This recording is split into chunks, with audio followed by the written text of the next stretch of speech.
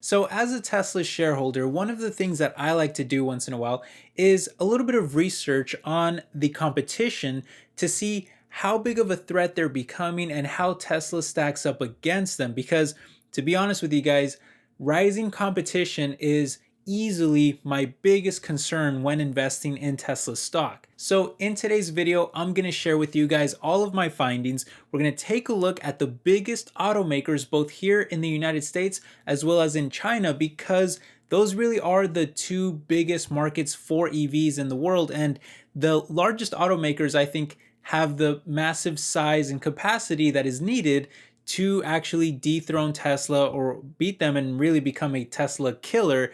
A term that the media likes to use whenever referring to any kind of competition against Tesla. So I'm going to take a look at what they've got. Let's see if they have any Tesla killers, anything that can really disrupt Tesla in such a massive way to really hurt them.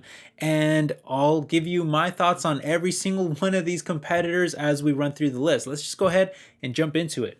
Okay, now first up, we should establish a base here for all of these comparisons. So let me just quickly recap you guys on what the Tesla lineup is looking like right now. Now, currently, there are 4 Tesla models that are available for purchase in the market, all of which are experiencing dramatic price increases that Tesla blames on inflation and supply chain issues resulting from the pandemic. But as it stands, the cheapest series in the lineup would be the Model 3, which can do 0 to 60 in about 3 seconds and has up to 358 miles of range with an all-wheel drive dual motor setup on the Performance Edition as well.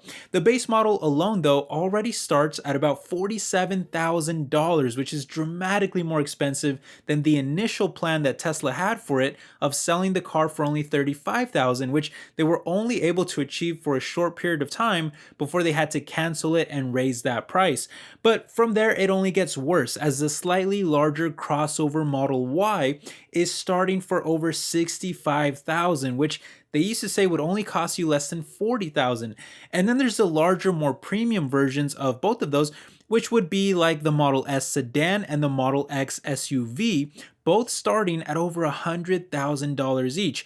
Although they do carry some pretty incredible specs, like the Model S Plaid Edition, for example, having almost 400 miles of range with over 1,000 horsepower and a mind-blowing 0 to 60 in under 2 seconds, which is faster than most supercars, including a $3 million Bugatti. That's pretty crazy.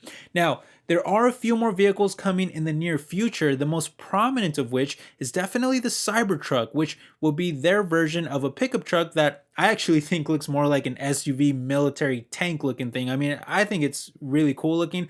I actually have it on pre-order myself, but in terms of the price, it was originally planned to start at less than $40,000, which would be unbelievably cheap. Although I predict that it is going to cost significantly more when it finally releases sometime next year. It's just speculation though, but I mean, when you consider that it's being built in the US with monster specs like the top tier doing 0 to 60 in under 3 seconds with gigantic range of up to 500 miles on an all steel frame, I mean, that's that's pretty incredible there. If they get any of that, for the prices that they originally said, it would be like less than 40,000, I think up to 70,000. Anywhere in that price range, I think is really good for the things that they offer at those different tiers. Anyway, of course, there is also the updated Roadster with extraordinary performance of 0 to 60 in less than 2 seconds and a whopping range of over 600 miles, which may even hover depending on what kind of functionality Elon Musk adds to it before release. But that's not really a great model to compare in today's video, since it'll likely cost a couple $100,000 and be well out of most people's price range.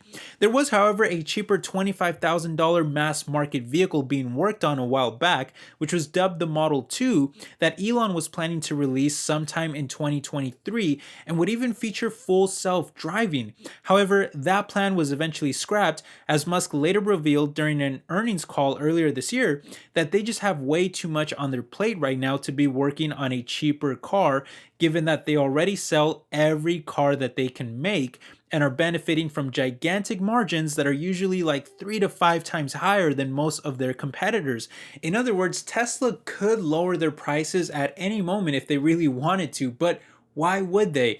if you were selling every single product you make for like double the price, why in the world would you lower the price? That just doesn't make any sense. And it's actually one of the reasons why I'm still bullish on Tesla over the long term, despite there being so much rising competition, because they have that card up their sleeve that they can pull at any moment, which would be to lower prices or even produce a much cheaper mass market vehicle that I really strongly believe that it would sell like absolute hotcakes. Not only their already existing models at cheaper prices, but especially a cheaper mass market vehicle, that thing would fly out the door. But as it stands, Tesla prices continue to be very elevated because of the extraordinary demand, coupled with a horrible macroeconomy where we have record high inflation and interest rates and other things going on. So, with that said, how is the competition stacking up against Tesla here? How do they compare? Let's take a closer look. Okay, now I can't compare every single automaker in one video, but in the US, the top three automakers that stand to pose the biggest threat to Tesla because of their massive size and popularity are by far Toyota, Ford, and GM. So let's start there. And by the way, I know that there's a couple startups like Rivian and Lucid, but until I see some really meaningful sales to compete with the likes of Tesla, I'm just not personally too worried about them at all myself, and their prices are usually very high. But I think these giant behemoths right here are the real threat that you should be keeping a close eye on, because they're rising up and people might be sleeping on them. But when looking at Toyota, for example, they're already planning to spend a monumental $35 billion through this next decade in order to produce 30 different electric vehicles by 2030. So over the long term, I do think they will become a bigger threat, but as it stands right now, I still don't think Toyota is even close to classifying as a Tesla killer. Don't get me wrong, they're very popular for their hybrids like the Prius, which sells very well and only starts for around $30,000. But not only is that not fully electric, but it doesn't even have any kind of autonomous driving functionality. And of course, the performance would be way less than something like a Tesla. And instead of going all in on EVs from the start like Tesla has, Toyota has taken a different approach of using various technologies, including gas, hybrid, electric, and even hydrogen fuel cells. As of right now, though, the closest thing that we have to a true Tesla rival coming from Toyota would be the 2023 fully electric BZ4X SUV, which they actually released just a few months ago. However, despite it looking very aesthetically pleasing with a cool futuristic design, the vehicle itself has been a complete failure after every single one that was produced had to be recalled because of the wheels literally falling off. I mean, it was so bad that Toyota even had to offer to repurchase the vehicle from new owners. With that said, though, if they can get production back on track with everything fixed, it's still an attractive looking EV that can be built upon later on, and it's got a decent starting price of around $42,000, which is similar to the Model 3, but the range is pretty bad at just 227 miles per charge, while the Model 3 and Model Y both have significantly more, and it also consumes more electricity and charges slower than most of their competitors too, while also, I believe, not offering any kind of self-driving functionality either.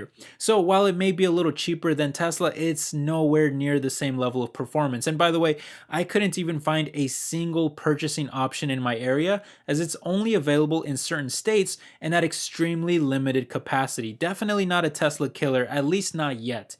Okay, next up would be Ford, and here we can see a very similar situation in terms of a lot of potential, but not very good execution. Now, in terms of potential, well, they have the Mustang Mach-E as well as the F-150 Lightning truck, which are fully electric versions of their two most popular brands. In fact, the Mustang brand has been the best-selling sports coupe for 7 years in a row, while the F-150 truck has not only been the best-selling truck for 45 years, but it's also been the best-selling vehicle all around in America for 4 decades. That's pretty crazy.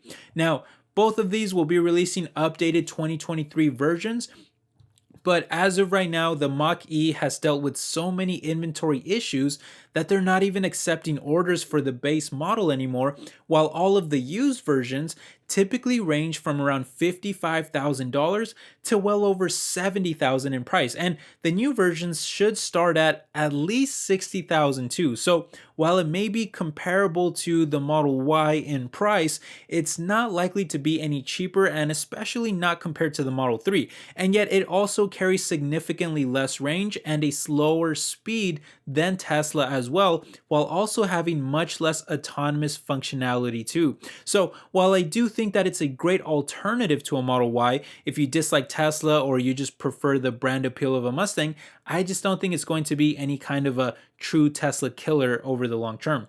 Now, the F-150 Lightning truck is a little harder to compare given that Tesla has yet to release the Cybertruck, but as it stands, the F-150's range is only around 300 miles compared to the Cybertruck, which can do up to 500. So that alone is a giant differentiator. But probably the biggest issue of all is that the 2022 model is not even available, while the 2023 version will range in price from over $50,000 to start and go all the way up to about $100,000. So compared to the Cybertruck, which is supposed to be, like tens of thousands of dollars cheaper with like 200 miles of more range, I just can't see it being a Tesla killer either, even though I do think it'll sell very well just because of its brand. And finally, though, at number 3, that's going to leave us with General Motors, who owns very popular sub-brands like Chevy and GMC. And just like Ford, this is another giant legacy American car company that is now betting huge on electrification with a whopping planned investment of $35 billion through 2025. What is a huge differentiator for GM, though, is that they're also one of the biggest players in autonomous driving through their Cruise subsidiary, which has already become the exclusive autonomous rideshare provider of Dubai, while also being recently awarded the first ever regulatory approval from California to provide AV rideshare services to the public across the states.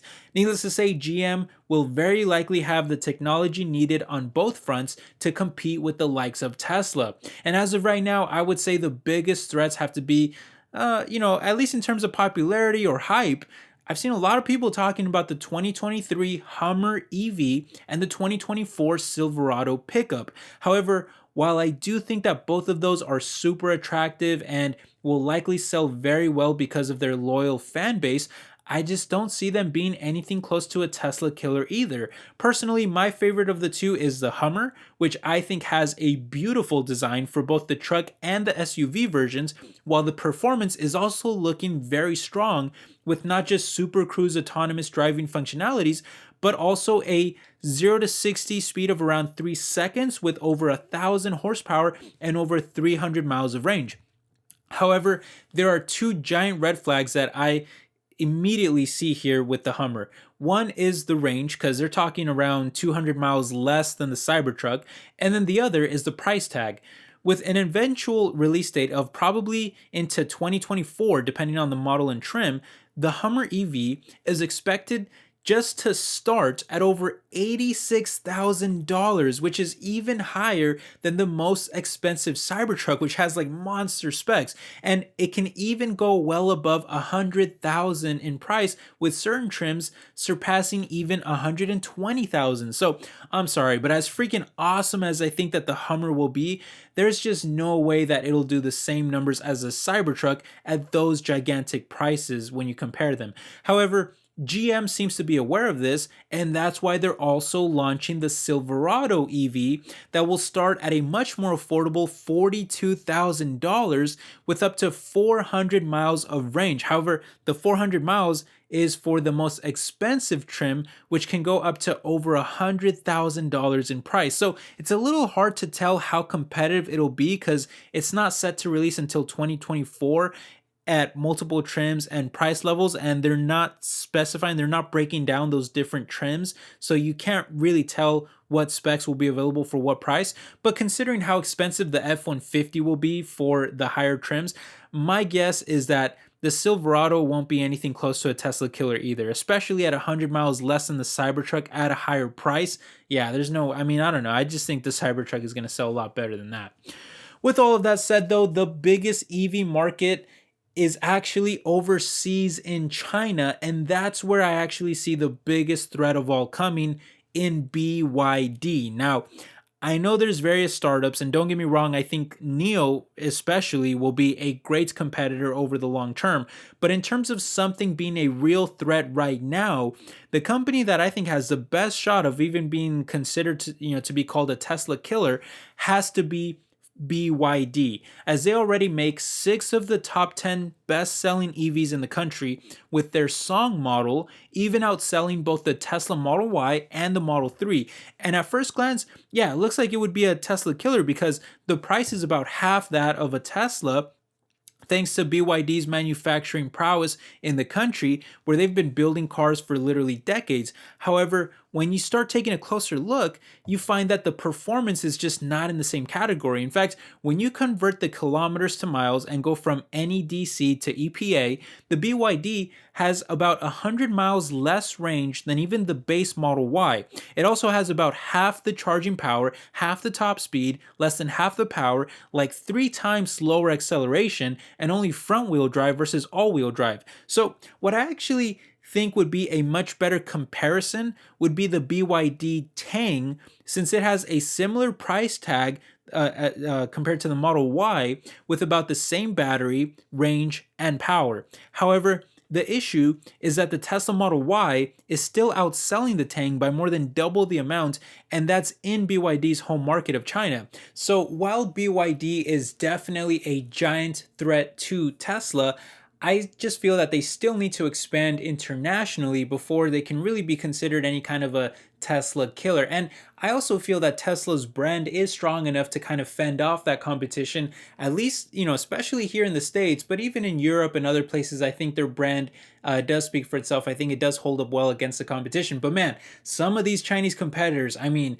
they are expanding already into Europe and other parts of the world, and I think it's only a matter of time before they become a much bigger threat to Tesla, especially BYD. As a shareholder, I am very concerned about BYD. In fact, BYD even makes their own batteries. They actually supplied Tesla, I believe, earlier this year with batteries too. So they are a massive, massive threat. But luckily, I do think that the EV market is large enough to support many competitors, and so I think Tesla and BYD and a few others will be fighting for that top spot. But I don't necessarily see them as an actual Tesla killer or a reason to not be invested in Tesla stock. But hey, that's just my opinion. I think there's room for healthy competition, but I'd love to hear what you guys have to say. Let me know down in the comment section. Do you own Tesla stock? How do you feel about it? How do you feel about the competitors? I'd love to hear your thoughts down below. Thank you so much for stopping by. I'll be sure to catch you guys in the next one. Thanks again. Hope you're all doing well. Take care. Bye-bye.